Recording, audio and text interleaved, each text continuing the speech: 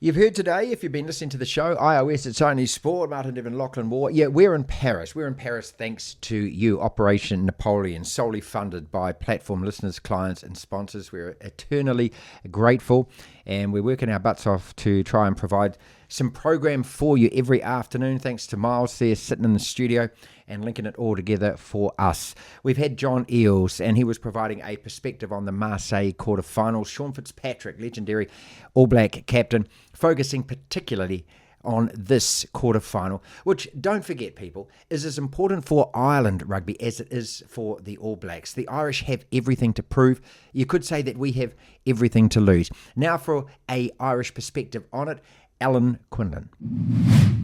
What an absolute treat this is. Alan Quinlan, let me introduce him to you people. 212 games for Munster. He's the most capped player that's ever played for Munster. 27 tests for Ireland. A couple of World Cups, 03. He was in the squad in 07. He's played against the All Blacks. Works now in the media, and he'll be calling the quarterfinal for Virgin Media Irish TV. What a pleasure, and a warm welcome to the platform, Alan. Thank you. My pleasure, Martin. We've had John Eales and Sean Fitzpatrick on the program today. Forgive me, I'm not name dropping. I just wanted to point that out. Yeah. So that John is based in Marseille at the moment. So he was talking about the quarterfinals down there, which are almost the forgotten quarterfinals, it feels like, being here in Paris. Really fascinating talking to Fitzy, though. And as a former captain, a legend of All Black rugby, of course, he's feeling as uncertain as the rest of us All Black fans, and it's a strange feeling, Alan, for any All Black fan to go into a knockout match at a Rugby World Cup feeling like we are genuine underdogs. Yeah, well, we're feeling the opposite, that it doesn't sit easy with us, Martin, that we're favourites.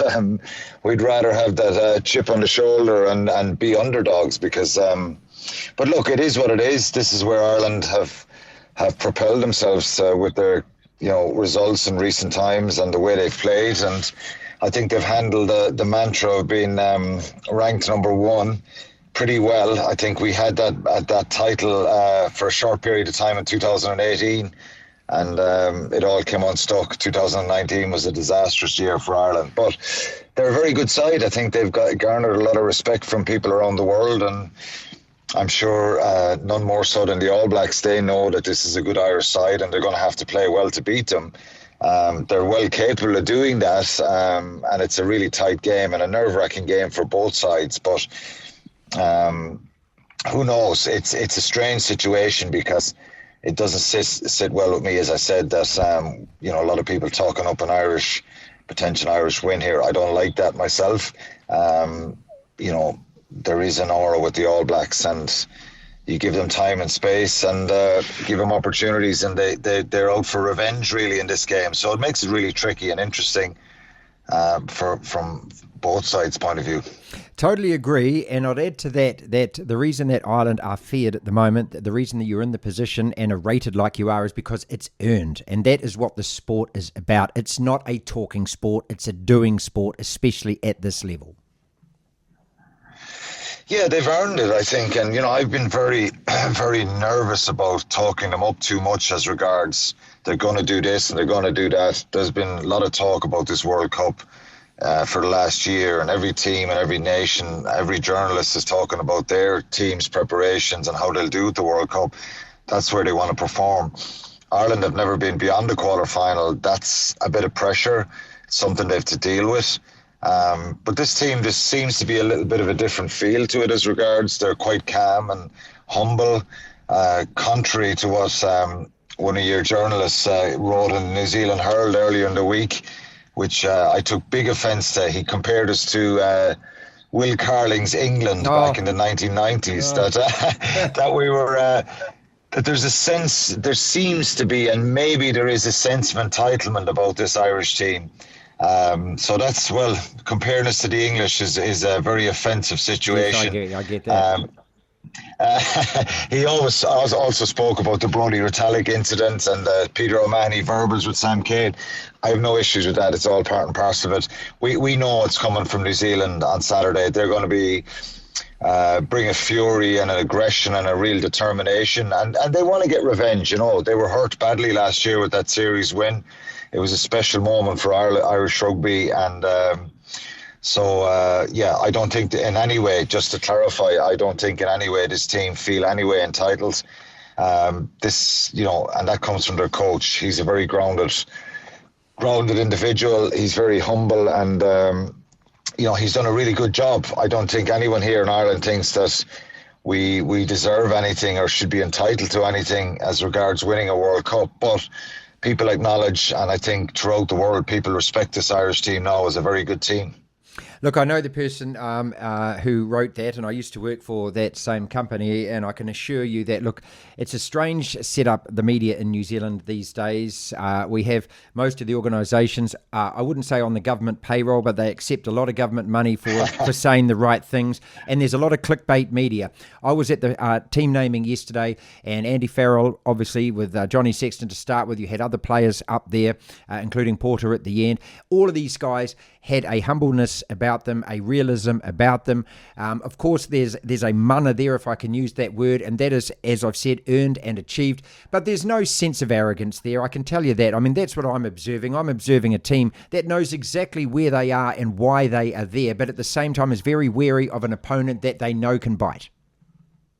Yeah, and I think, look, it's genuinely. I don't really care what the journalists write. I just thought it was. I thought it was funny that he was going at that angle, trying to create a narrative that the Irish and the Kiwis don't like each other, and it's hard to like this Irish team. I kind of disagree with a lot of that. I think, look, they have a lot of fighting qualities, and they responded in that series brilliantly in second and third test. I thought the first half of the third test in Wellington was the best I'd ever seen any Irish team play. And, I think lots of people in New Zealand tipped their hat and said, Yep. This Irish team were brilliant in that series. Have New Zealand got better? Yes, they have. Joe Schmidt is a factor. The new coach is Jason Ryan coming in. We're under no illusions, Martin. This is... New Zealand rugby players are phenomenal athletes. They're a phenomenal team. Have they been inconsistent? Yes. Have they got all the results that they wanted? No. But you underestimate them at their peril, and I guarantee you nobody in Ireland is underestimating this New Zealand side. I'm thinking we just turn up in Paris on Saturday night and go to a semi-final. That's not something that's going through Irish people's minds. A lot of people are really, really nervous here. And I suppose New Zealand people are a bit nervous as well, because there's nothing to separate, the quarterfinals that are on in Paris between Ireland, New Zealand, and South Africa, right. France. Yeah. Those two games, there's nothing between the four, and all four could go on and win this tournament. You could argue and say Wales, Argentina is very tight, and England, Fiji as well. But look, the other two games are they're at a different level, a different quality, and I think the winners will come from those two quarterfinals. So I would be concerned that there's any sort of complacency here, because I don't feel it, and I just know from being an ex-player, you underestimate your opponent and buy into that narrative that Ireland are the favourites with the bookies. It's a load of rubbish. Both sides know they've got to go out and perform. They both respect each other and know the threats and dangers. And if you're not on the money on Saturday night with your job as a player and collectively, the opposition can hurt you. And so there's very small margins between the sides. And I think it's something that we're very mindful of. Alan Quinlan is with us on the platform, 27 caps for Ireland, and he'll be calling it for Virgin Media Irish TV on the weekend. What kind of game do you expect to see from the off? Is it going to be an Irish team like that played against South Africa and kept it confrontational and tight, or is it going to be a little more expansive like the team that beat Scotland? I think they didn't decide to keep it tight against South Africa. I think they weren't allowed to kind of get their flow. They were probably disappointed, Ireland, with their attack, that they didn't get it launched and didn't get going. Obviously, their platform was much better against Scotland. They won 12 out of 12 in the lineouts. Their scrum was pretty good, so they were able to launch some attacks off that. And we saw that with some of the tries in the first half. But both sides will try and put pressure on the set piece, and I'm sure New Zealand will try and go after Ireland's lineout and stop their flow. The other side of that, Ireland will try and slow New Zealand down a little bit, and they put huge pressure at the breakdown against South Africa, probably the most physical team in world rugby. So I think Ireland will stick to their own game plan and try and keep the ball alive as much as they can. But they've got to try and control the tempo because, look, New Zealand have played Namibia, Italy and Uruguay and put up big scores. Regarding the Italy game, would Ireland put 96 points on Italy? I don't think so. But New Zealand are capable of doing that. So if Ireland allow New Zealand to play and launch their attack and get momentum with some of the attacking threats they have, they could put Ireland under a lot of pressure and really punish them. They did that in that first test in Auckland, if you can remember.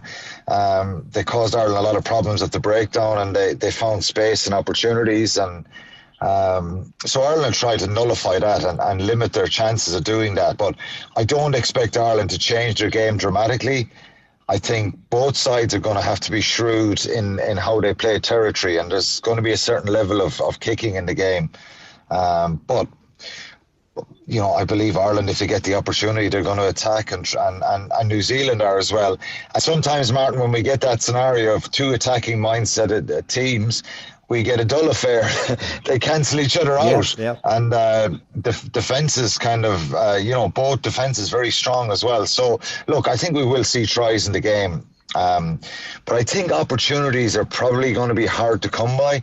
And the team that wins this game is going to be the team that, if they get a sniff or a line break, that they finish it off and take that opportunity. I don't think you're going to get multiple scoring opportunities continuously from both sides, because I don't expect it to be a loose game. I expect both sides to attack, of course, but two very strong defensive sides as well, and that's probably going to be the key. For me, it's probably the physical exchanges, and in 2016 when Ireland beat the All Blacks in Chicago for the first time, we don't forget 3 or 4 weeks later we're back in Dublin and the All Blacks battered Ireland physically. So I think that's a bit of a yardstick to kind of measure and look back at what's potentially coming here. And I think New Zealand will try and be really physical against Ireland, and Ireland have got to try and find a way to stand up with that and impose their own game themselves.